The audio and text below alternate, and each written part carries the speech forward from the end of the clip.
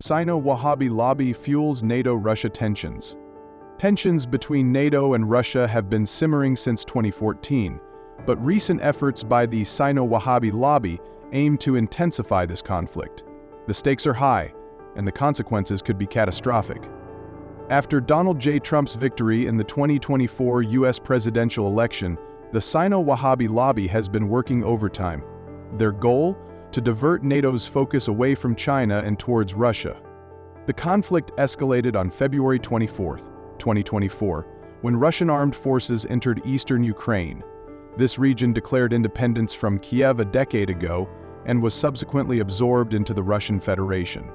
The White House's decision to allow Ukraine to use US ATAC missiles deep into Russia was expected to provoke a disproportionate response from the Kremlin. Instead, Russia used the hypersonic Oreshnik missile as a warning to Joe Biden, but the warnings went unheeded. A senior Russian general was killed by a remote-controlled bomb in Moscow, escalating the situation further. Algal warriors within the Sino-Wahhabi lobby have long worked to create distrust and hatred for Russia within NATO capitals. This lobby downplays the threat from the CCP and portrays Xi Jinping as a peacemaker. Recent intelligence has forced NATO to impose insufficient restrictions on the supply of dual-use technology to the PRC.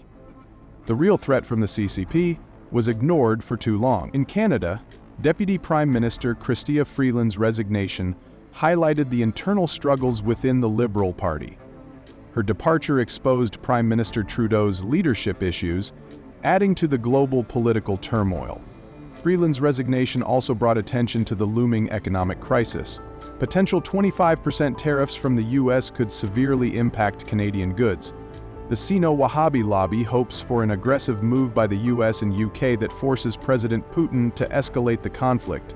Their goal is to trigger a direct war between NATO and Russia before Trump takes office on January 20, 2025. Even North Korea's Kim Jong-un seems to understand the game, resuming diplomatic ties with India. Prime Minister Narendra Modi could play a crucial role as a trusted interlocutor. The stakes are high, and the race against time is on. The Sino-Wahhabi lobby's efforts to provoke a conflict between NATO and Russia could lead to an intercontinental war. The world watches and waits.